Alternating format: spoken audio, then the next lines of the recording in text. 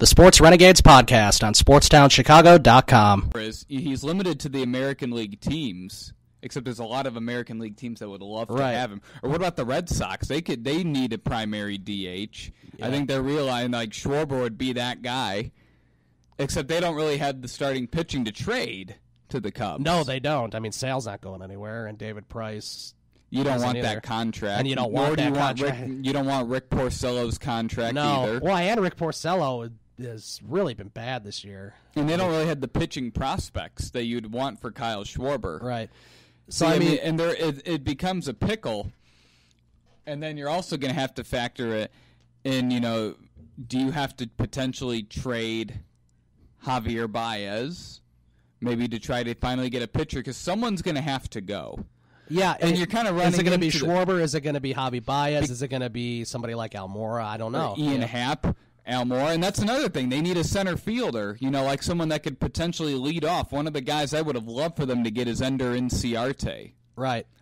He's a fast center fielder, plays Gold Glove caliber defense. He's on a really nice deal, except you can't really offer Kyle Schwarber for him. Yeah. Now I don't know if the Cubs would be willing to offer Ian Happ for him, except because the problem is you want to trade these guys for pitching. You don't want to go and just trade it for another position player. I mean, they need a leadoff hitter. They need starting pitching. And I don't know what they're going to do. I mean, Theo is going to do something. I mean, who knows? Maybe, and another potential guy they could go after via trade, Alex Cobb. See how he does to determine if you want to re-sign him. Except it's more of what kind of cost are you going to have to give up? Like, are you going to do you have to give up one of Happ, Cease, or Jimenez? And that's the problem is you don't want to trade any of those guys unless you know for sure that you're going to be getting a pitcher with maybe an extra year of control. Right. Yeah, that would be important to have an extra year of control. I mean, and the thing is, if you wanted to go out and get like a Chris Archer, you'd probably have to give up at least two of those guys, or maybe one of them in Schwarber.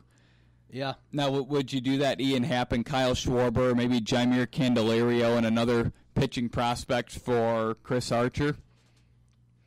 I don't know.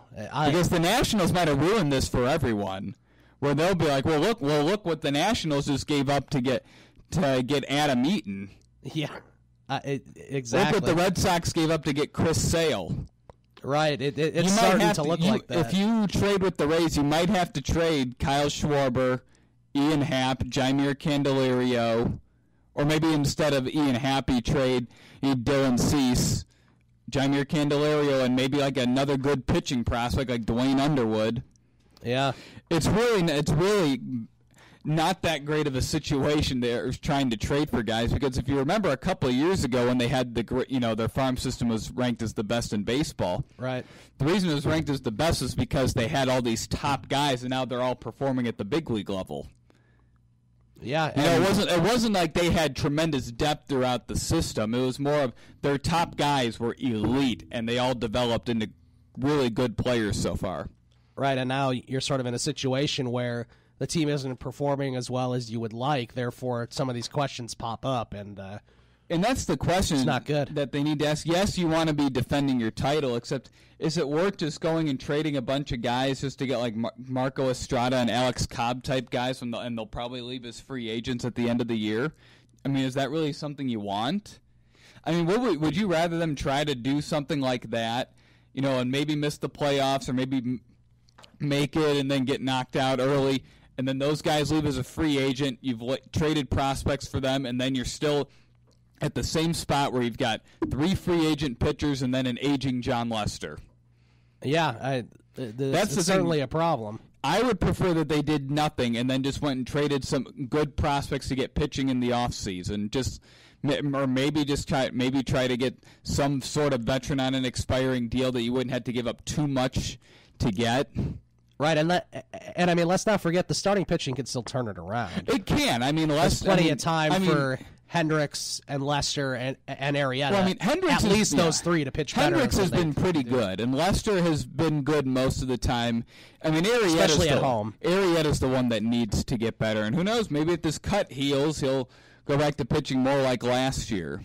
Yeah, because if you get those three playing, sort of like they were last year, not exactly, of course, but if they start to play similar like they did in 2016, then you got your three solid guys right there that are performing well, and then you can sort of live with a fifth guy being bad, and then maybe just adding one guy at the deadline or something. Right, and maybe trade for Alex Cobb and re-sign him. Yeah, something like that could work out pretty well. So yeah, of course it's a lot of back and forth and it's a lot of what ifs, but the way that the season is going so far, when you're playing 500, some of these questions pop up, and yeah, it certainly will be a concern. Some Cubs fans are going to have their hearts broken, depending on who gets traded. Schwarber and Baez are two huge fan favorites, which sort of everyone on the team kind of is a fan favorite, but those two, especially are fan favorites, and they're kind of two people that we think could be traded if anybody was to be traded like that. Right. I mean, and the reason you'd be trading someone like Baez would be you have 2 more years of Zobrist making, $12 million or $14 million, whatever he's and you have Ian Happ making. Play second.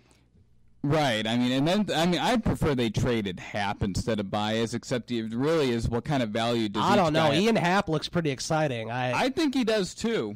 Which what would you? I would prefer they traded Schwarber and put Happ in left field. I'm starting Wouldn't to think you feel really good about that. I'm starting to think that's the most likely scenario. I know last time we did this, I think you said Schwarber and I said Baez, but I'm sort of leaning towards what you said. I'm just thinking long term. Like right. Schwarber's defense is never going to be great.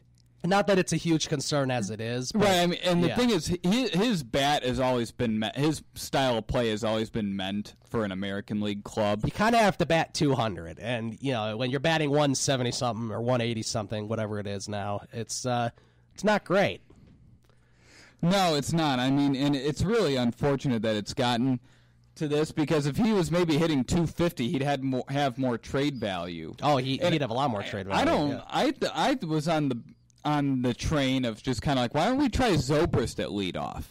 Nobody has a better batter's eye than Zobrist. Right. He can hit from both sides of the plate. It's like, oh, he can't hit left-handed pitching now because of his wrist injury, even though he's much better batting right-handed, so he can't use his strength because of this injury. And another thing, he keeps swinging at the first pitch. Have you noticed this last week or so? Especially when they're in games and they're starting to mount a comeback.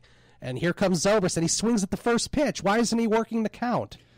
I've noticed that, because I remember last year he'd always take the first pitch no matter what. You always take the first pitch. That's what he did in Game 7 of the World Series. He took that first pitch, first strike. Doesn't matter if it's a strike or a ball. Take that first pitch so you can get yourself set up. And you have some more time to do something.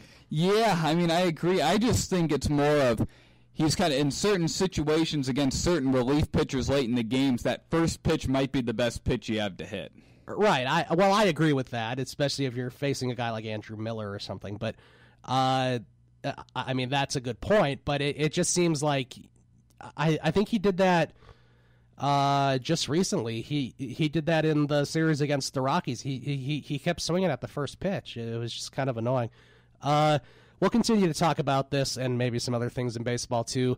When we come back, we also should talk about Aston Russell maybe for a minute or two. We'll be coming back to the Sports Renegades, SportsTownChicago.com. The Sports Renegades podcast on SportsTownChicago.com.